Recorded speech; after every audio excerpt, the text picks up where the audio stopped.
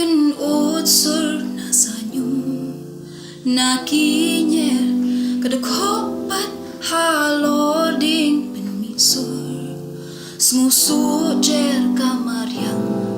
kakenja berthei kadang yop thiapa dei por jingdum jong kami haklau ba dum tliu tliu bersiang na krem ujlau kun ben rio pat leng ngai so yo i ya kar ngai kamaryang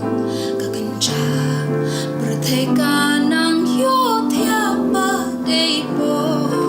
dum shi teng sin ya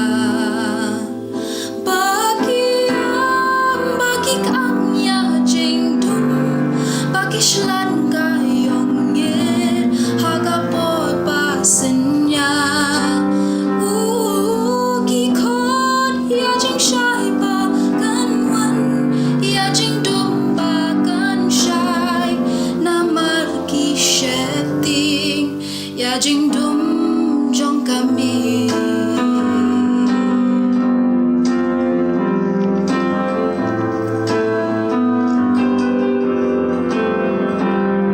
Shua ba benai ungen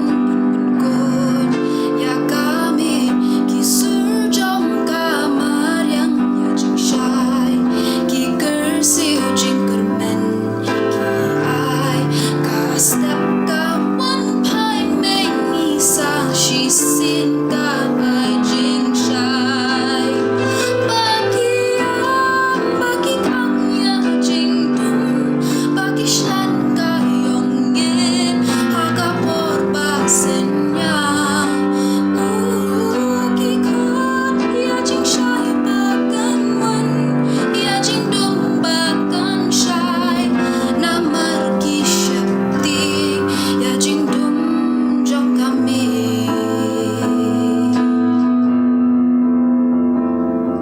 jing kermen kawan